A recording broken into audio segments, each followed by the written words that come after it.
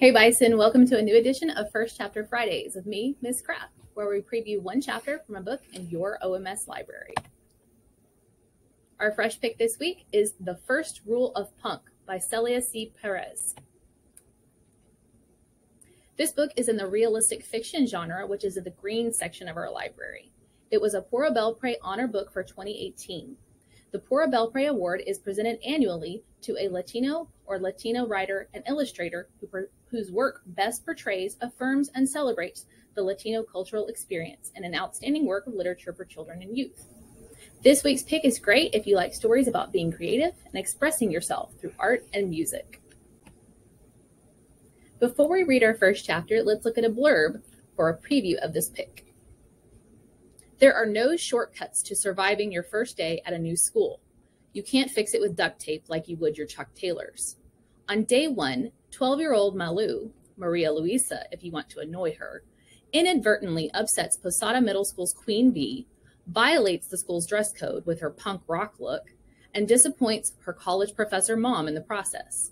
Her dad, who now lives 1,000 miles away, says things will get better as long as you remember the first rule of punk. Be yourself.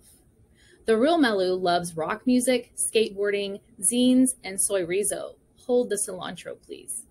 And when she assembles a group of like-minded misfits at school and starts a band, Malu finally begins to feel at home.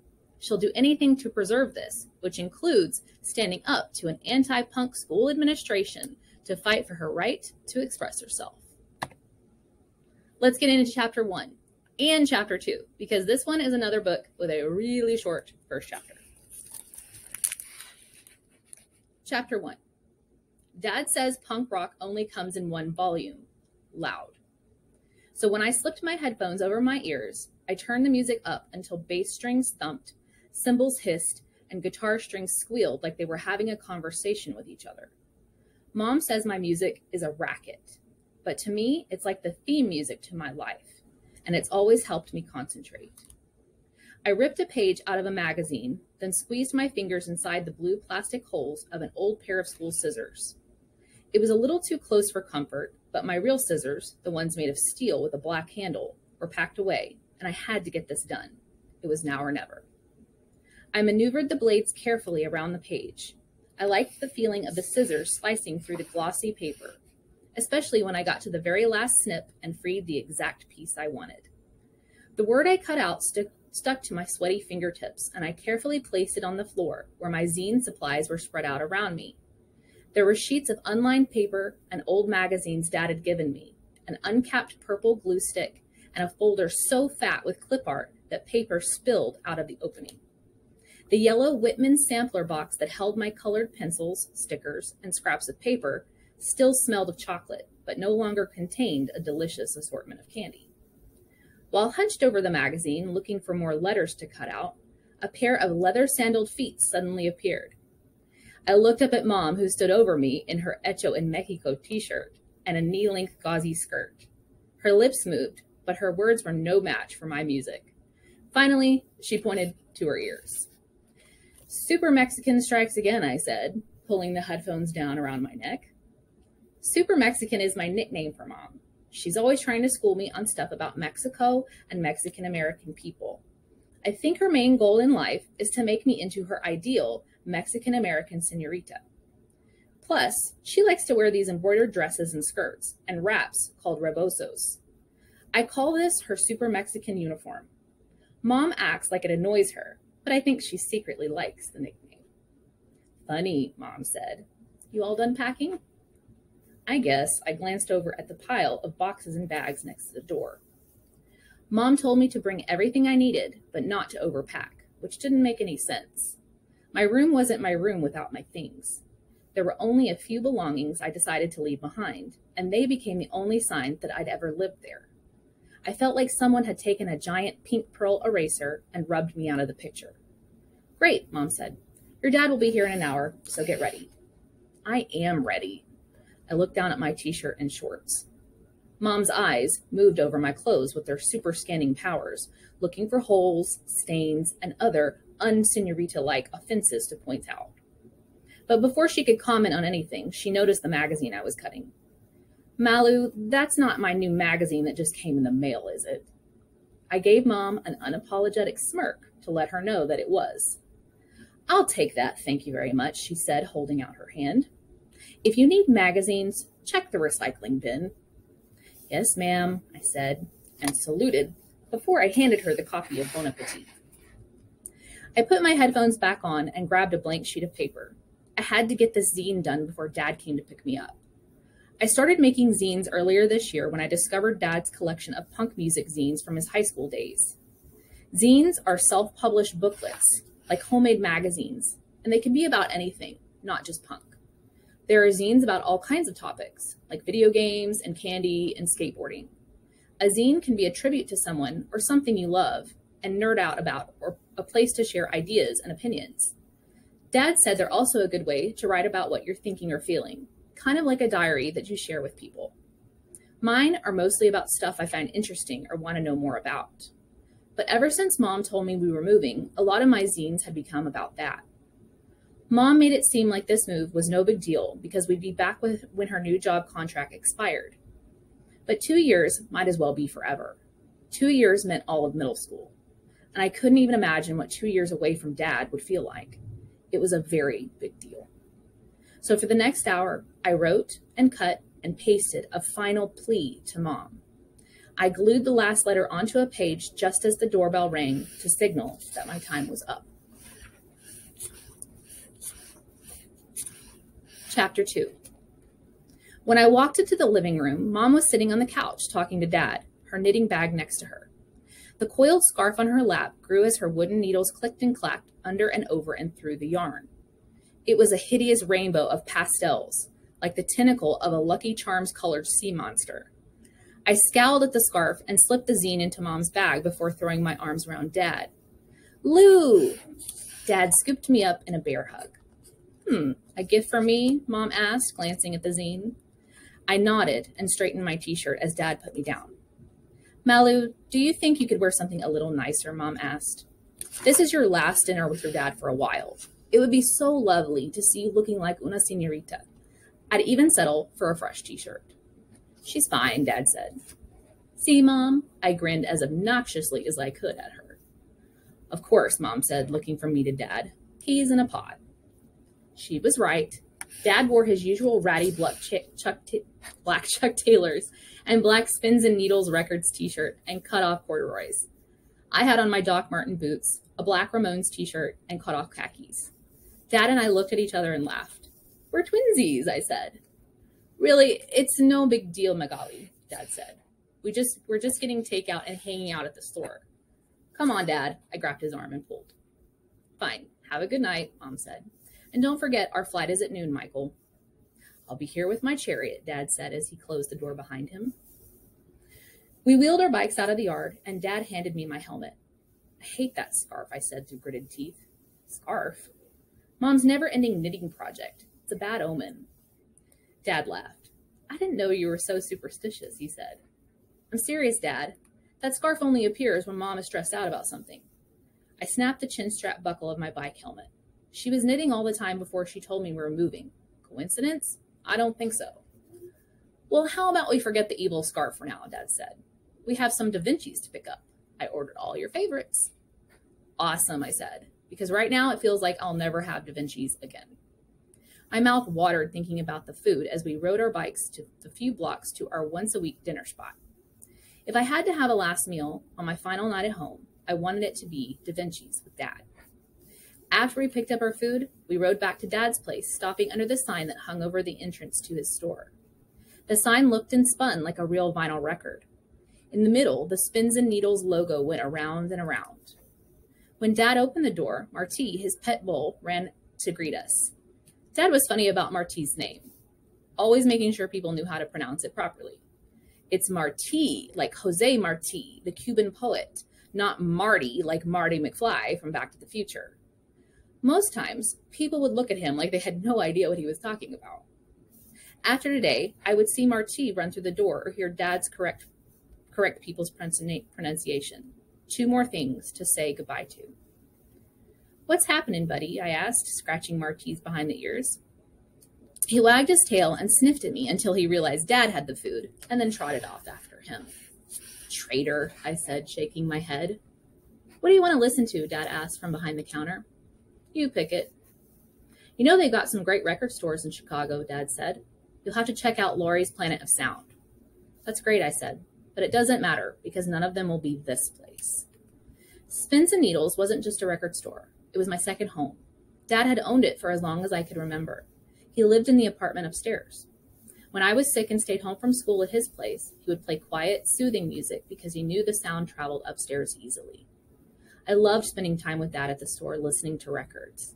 My favorite stuff was from the 70s and 80s, old punk that Dad always played. I helped him around the store, too. I made sure the records were alphabetized in their correct bins, and I decorated the white plastic separators between bands. But the best thing was being there when people crowded in to watch a band. The air would hang warm and heavy, and sometimes there wouldn't even be room to pogo because the store would get so packed. The energy of the band and the crowd made me feel like there were hyper butterflies trapped inside me. The music would flow through the store like a magic carpet, inviting me to hop on for a ride. You could stand so close to a band, it was like you were part of them. Some bands even welcomed people to sing along into the microphone. I always wanted to sing, but I never did because I was too scared. How'd you know I was in a Smiths mood, Dad? I asked when the store sound system crackled to life. The song started out with a jangly, quiet guitar and a voice that sounded sad but a little hopeful too, like when you're stuck inside on a rainy Sunday and all you really want is for the sun to peek out so that you might be able to go outside, even just for a little while, before the school week begins. Just a lucky guess. Shall we dance? Dad grabbed one of my hands in his and put his other arm around my waist. I couldn't stop giggling as he waltzed me around the record store and sang along. The song was about someone with crummy luck. I knew the feeling, so I joined in at the chorus, begging to get what I wanted for once. Dad twirled me toward the counter and let go of my hand. Thanks for the dance, kid, he said. Now let me get some plates so we can eat. I gave Dad a thumbs up and turned to the record bin labeled New Used Arrivals. I pulled out a record by a band I recognized and studied the singer's face on the cover. The singer seemed to stare back, her hair teased and standing on end. She had her signature, dark, heavily made up eyes and lips. It was a look that made her a little scary, like an angry witch, but also kind of pretty. This reminded me of Mom and how she called punk music a racket. It always bummed me out that she could hear the anger but not the beauty in it like I did. I bet I could do that to my hair no problem, I said. What do you think, Dad? I held up the album cover for him to see. Sure, Dad said, digging through a drawer for utensils. So you think it would be okay for me to do it? I asked hopefully. You definitely have to ask your mom about that. That's not fair, I said. She's making me move across the country. Can I at least decide how I look? You're entitled to feel that way, Lou, Dad said, handing me a paper plate and a napkin. But you still have to talk to your mom. Sometimes I wish you two argued like a normal divorced couple, I mumbled. No, you don't, Dad said. Yeah, you're right. I knew I was lucky. I liked that my parents got along even though they weren't together. People always assumed my mom and dad were like other divorced parents who fought over everything, but they were actually friends. They split up when I was a baby, so I had no memories, just some old photos. Anyway, she doesn't like how I dress, so what's one more thing? Mom doesn't dislike the way you dress, Dad said. Nice verbal gymnastics, Dad. Really, she's used to wacky outfits and loud music. She was married to me, wasn't she? No comment. I grabbed a roll and stuffed the whole thing into my mouth. I think you and your mom are more alike than you realize. Super Mexican and I are nothing alike, I said through bread. You both do that scrunchy thing with your upper lip and nose, he laughed, just thinking about it. This is serious, Dad. I know, I'm sorry. I still don't understand why I can't stay with you. I knew this was coming, Dad said. The look on his face told me he didn't want to have this conversation. Malu, you know my schedule is too unpredictable. That's why you have to live with your mom, remember? But I'm almost 13, I said, and very responsible. You know that. True, Dad said, but this is a done deal. I could feel my hope crumbling, as if one of those huge wrecking balls used to tear down buildings had just slammed against it, turning it into dust. I thought of the zine I'd left for Mom. What if Mom changes her mind tonight? Dad gave me a look, like he was questioning my grip on reality. She could, I said indignantly, Parents don't always know best, you know. Can't argue with that, Dad said. I emptied my root beer can into a plastic cup and watched the foam threaten to spill over. Look, think of it as your big city adventure, Dad said. How many kids get to be in a new and exciting place for a while and then come back home? Yeah, I must be the luckiest kid in the world. Dad opened the pizza box and the warm smell of baked crust and melted cheese rose up, but my appetite had disappeared. Talking about moving had ruined my last Da Vinci's. Sorry, kid, Dad said. This is going to be hard for all of us, but we'll get through it, right? Neither Mom nor Dad seemed especially torn up about it, to be honest. I could feel my eyes well up with tears, but I didn't want to cry. So I grabbed a slice of pizza and busied myself by picking at the tomatoes and rearranging them into an angry face. Let's not spend our last night together feeling sad, Dad said. Here, I got you a little gift. He pulled a small shoebox from behind the counter and placed it in front of me. A gift isn't going to make me feel better, I said. Can I open it now? I gave Dad a sheepish grin. Of course, he said. I pulled off the lid and picked up the small, oval-shaped yellow box that sat on top. It was so light it felt empty. Inside were 6 tiny dolls that looked like stick figures with ink dots for eyes and mouths. Each doll was about as big as my thumbnail, with cardboard limbs wrapped in colorful thread made to look like clothes. What are they? I asked, carefully tapping the dolls out onto the counter. Worry dolls, Dad said. You put them under your pillow when you go to bed, tell them your worries, and they take them away while you sleep. Do they really work? I asked. You'll have to tell me, Dad said. I thought they might come in handy. I nodded and scooped the dolls back into their tiny container. The other item in the shoebox was Dad's old Walkman cassette player and a cassette in its plastic case. Cool, you made me a mix? I put some new stuff and some old stuff on there, Dad said. I hope you like it. Is the Walkman a gift too? I asked hopefully. How about I let you borrow it, Dad said. Return it when you're back home again. I threw my arms around Dad and kissed his cheek. You may be far from home, kid, but you can take the music anywhere. It's always with you. Thanks, Dad. Hey, you want to play DJ? Sure, I said, and hopped off my stool. Normally, I loved playing DJ at the record store, but for once, it wasn't getting me out of my sad mood. Still, I pulled some of our favorites to play over the store speakers while we finished eating. After dinner, we cleaned up and took photos in the old photo booth, one strip for each of us. I looked around the store one last time, pretending my eyes were a camera, and snapped mental shots to tuck away for safekeeping. Then I turned off the lights. Upstairs, Dad put on The Wizard of Oz while I changed into my pajamas. It was one of my favorite movies, and watching it together once a year had become our thing. I squeezed in between Dad and Marty on the couch. I always loved the beginning, where Dorothy's in Kansas and everything is a brownish gray. Don't listen to this part, I said to Marty, covering his ears when Miss Gulch threatened to harm Toto. I knew I was too old, but I snuggled close to Dad anyway and breathed deep into his shirt, trying to memorize his familiar smell of laundry detergent, peppermint gum, and sweat. I wondered when we'd be able to watch the movie together again. Dad, I said, hesitating. I felt like a water balloon about to burst. Lou? I know it's not punk to be scared, but I'm scared. It's okay to be scared, Lou. Dad squeezed my hand. Hey, do you remember what the first rule of punk is? There are no rules, I asked. Okay, never mind, he said, and laughed. The second rule of punk? The louder the better? You're a real comedian. I know, I said. Be myself. I'd heard Dad say the same thing 5,000 times. But how's that supposed to help me? Well, it'll help you make new friends. Find your people. I have friends, I said, before I could stop myself. I don't want new friends. Dad didn't respond, but I knew what he was thinking. It was the same thing I was thinking. I didn't really have any close friends at school. I considered Dad my people more than anyone else. I guess Mom was my people too, though she was different from Dad and me.